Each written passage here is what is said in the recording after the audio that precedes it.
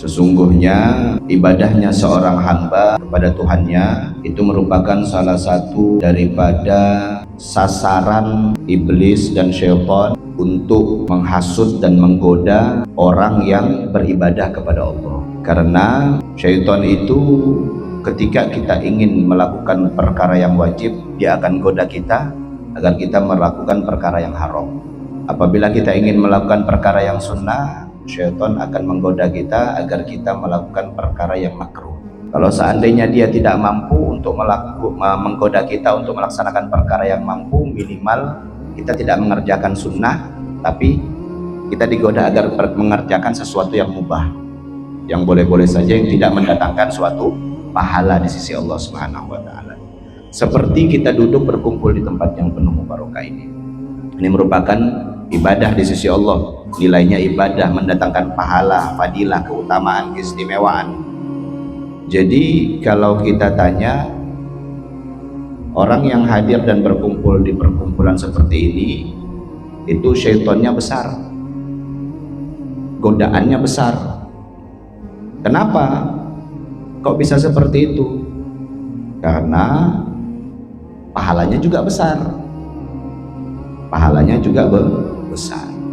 Sehingga ketika kita ingin melakukan sesuatu yang mendatangkan suatu pahala yang besar, maka syaitan pun akan menggoda kita dengan godaan yang besar. Karena dikatakan dalam Al-Quranul Karim, Allah Subhanahu wa Ta'ala berfirman, inna syaitana lakum aduun fattakhidhu aduan. Sesungguhnya syaitan itu adalah musuhmu. Jadi ingat, syaitan itu adalah musuh. Itu menjadi suatu perkataan yang simpel, tapi banyak orang yang tidak sadar akan hal tersebut. Tapi kok banyak orang yang tidak paham dan tidak mengerti, yang menjadikan syaitan itu sebagai temannya. Yang jelas-jelas dikatakan inna syaitana lakum adun. Semuanya syaitan itu adalah musuh kalian, musuh kita. Tapi berapa banyak orang yang terhasut dan tergoda dengan tipu daya syaitan. Karena memang sudah zamannya kita ini dihadapkan dengan suatu zaman yang dimana orang-orang itu lebih suka dengan godaan syaitan daripada mengabaikan godaan syaitan. Lebih suka. Kalau orang zaman-zaman dulu, zaman-zaman datuk-datuknya kita orang, oh tidak, syaitan itu dijadikan mainan sama mereka. Mereka paham, mengerti, mereka tahu bahwasanya ini adalah godaan syaitan. Kau mau goda aku, kata orang-orang terdahulu, kakek-kakek kita terdahulu. Oh, magomu masih belum tinggi kalau mau menggoda saya.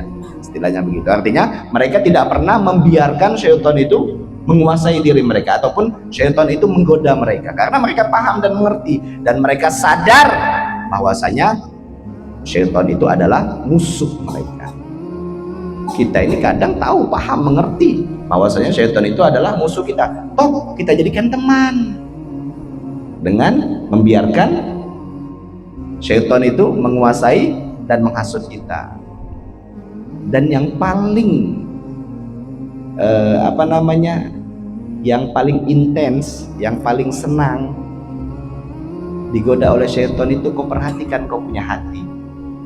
Kau perhatikan, kau punya hati. Oh itu ya Allah, itu syaitan tuh caranya menggoda itu bisa dengan cara lembut. Kadang kau tidak sadar ini adalah sesuatu godaan syaitan, tidak sadar. Tapi ternyata karena kau menganggap, kau berpikir yang tidak berlandaskan suatu syariat, yang tidak berlandaskan akidah, yang tidak berlandaskan ajarannya Nabi Muhammad SAW, kau menganggap kata batin dan pikiranmu itu benar. Apa kata hati deh, orang zaman sekarang kan begitu. Yang sebenarnya kata hati itu tidak bisa menjadi suatu sandaran. Kenapa? Karena tempat digoda oleh syaitan. Hati itu tempatnya umum, kolbun itu tempatnya umum. Di situ tempatnya syahwat, di situ tempatnya taat, di situ tempatnya godaan syaitan. Tapi ada namanya fuad. Fuad itu tempatnya tempatnya ketaatan, itu khusus. ada namanya lubna. Lubna itu tempatnya sir, rahasia-rahasia Allah Subhanahu wa taala. Jadi hati itu berlapis, ada beberapa lapisan, ada fuad, ada jinan, ada itu semua. Maka waspadalah selalu dan daripada tipu daya syaitan.